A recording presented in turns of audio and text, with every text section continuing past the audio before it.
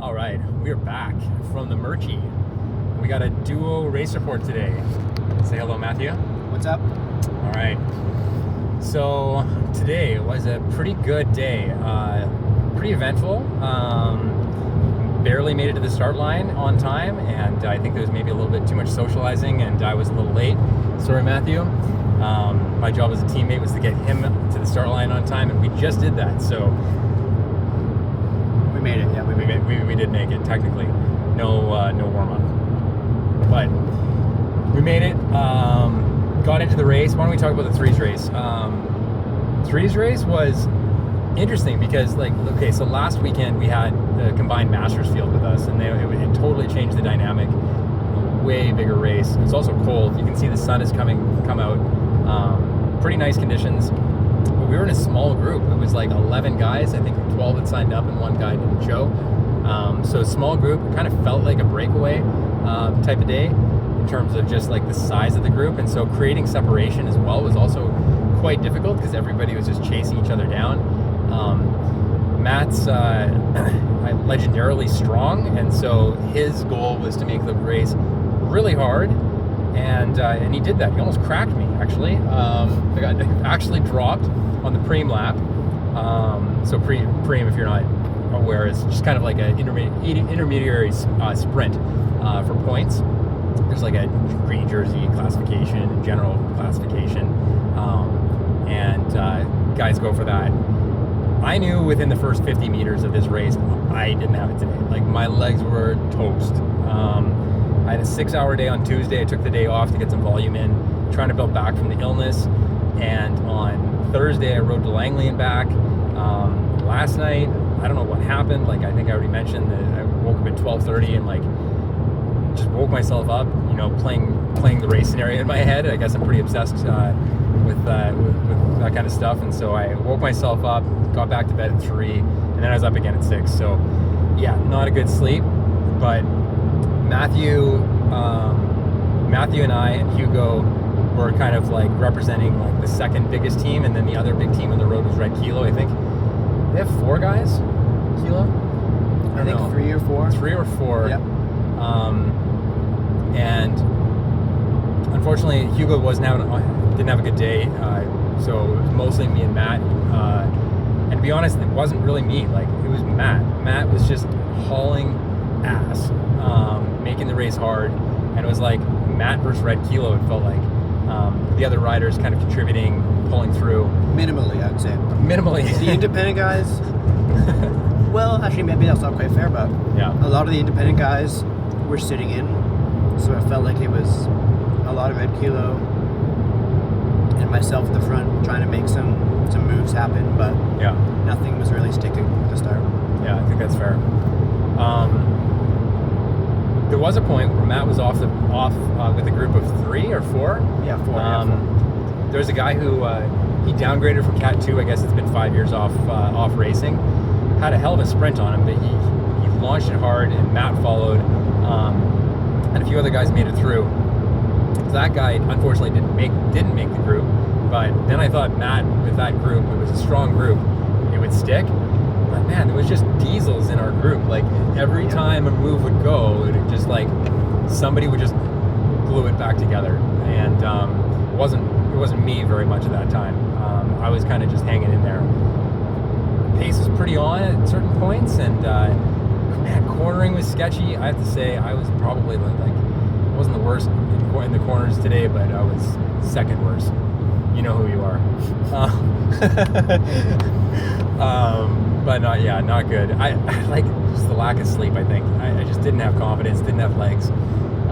Anyways, I'm trying to say I was pretty inconsequential to the race today, unfortunately. But Matthew, finally, and I don't know how. Okay, I want to hear from your perspective. You launched it with like half the race to go. It felt like maybe not quite. Maybe like a little more. I think maybe around. Oh no, maybe it was actually around 40 odd K. Yeah. Yeah, that actually would make sense. Maybe around the 40K mark. I think it was around the 45K mark, something like that. About halfway through the race, Matthew finally made separation on his own, and like he was like, it was. I think it's pretty obvious to anyone in that race that Matt was just the strongest today. And so Matt getting away alone made like no sense to me. Why somebody didn't mark you and like use everything they had to just be on your wheel to essentially get a free ride.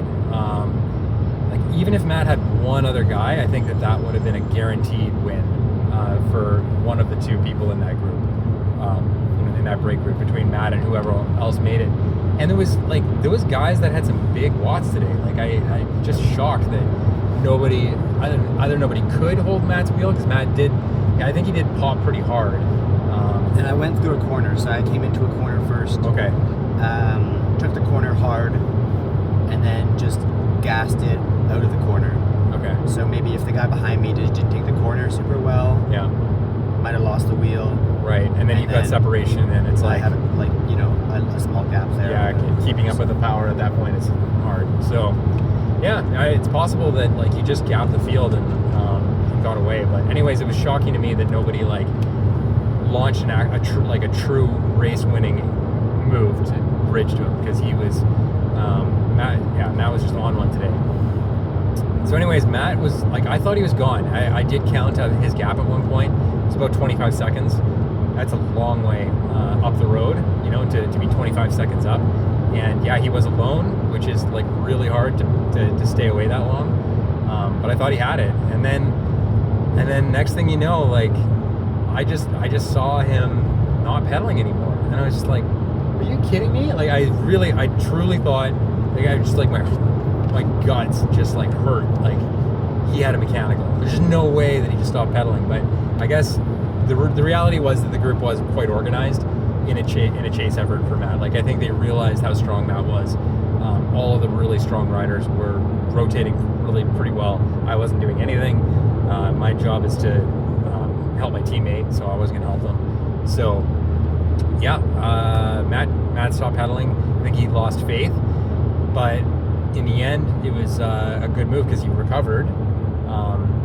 The Mariloma guy launched a move with like a lap and a half or a lap to go, something like that.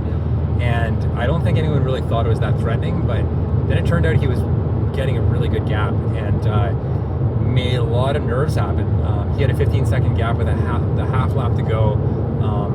I was pretty sure at a certain point that I was just gonna have to sacrifice my result to do everything I could to get him down. Like I don't even think that I had the legs at that point to close him. I think I could have like maybe put a few seconds into him and just like done everything I could to like get some momentum back into the group. But that would have been me. That like lights out for today. But luckily, kind of just waited it out in terms of Red Kilo doing that work, and luckily they did. Like they Red Kilo put some watts in. I think True went to the front. True is off the front a lot today, but his quads were just totally bricked, and so I think he'd usually be a sprinter, but instead he helped close it down. And the Red Kilo train was strong, but Matt was stronger, and closed down the Mariloma. Big sprint to the line, and Matt came around Carson Hale with just I don't know how much of a gap, but Carson definitely knew that he'd lost the official result shows Matt is second, but Matt still, even after being off the front for a third of the race, recovered and won the group sprint. So fuck yeah, Matt. It was a good day. I just got Carson right at the line. Like I knew it was an uphill drag finish, maybe 3% or something like that in that kind of area. So I wanted to go as late as possible. So maybe I was positioned fourth wheel, kind of coming through the last gentle pedaling corner with maybe 400 meters to go in that area. And I wanted to go as late as possible. I was looking at Carson on Red Kilo because I thought he was kind of getting a lead out from Ashley. So I was kind of queuing off of him and wanted to go kind of as late as possible. And I ended up getting him right at the line, probably with, I probably passed Carson with 15 meters to go or something like that. Nice. At the line. Wow.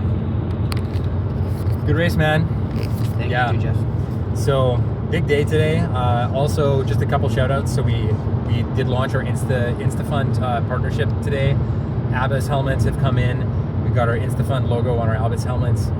First day where it's looking crisp. We're definitely got our full team look now dialed, which just feels good. Looking good out there on the road. Corey with the huge third place again. Corey, you love third. I don't know what it is. You probably, I think you stopped pedaling at the end. I saw you stop pedaling so that you could get third place. I think he sat up. He sat up. Yeah. 100% he sat up. I don't know, Corey. You love third. So good job to you, and good job to the rest of the group. I know that Fred actually, I wasn't in that group race, but the race up from Matt and I, Matt will be there soon. He's going to be upgrading. He doesn't have the points yet, but Matt will be there shortly. But Fred went 2 laps alone in the Cat 1-2 field before getting pulled back. He said he was super happy, and he has every right to be super happy. That is nuts. Getting away alone and staying away for 2 laps in the Cat 1-2 field, those guys are beasts. You think about the strongest person in your high school who you ran against or whatever it was. It's like, these are the killers that kill those people. They're wild how strong they are.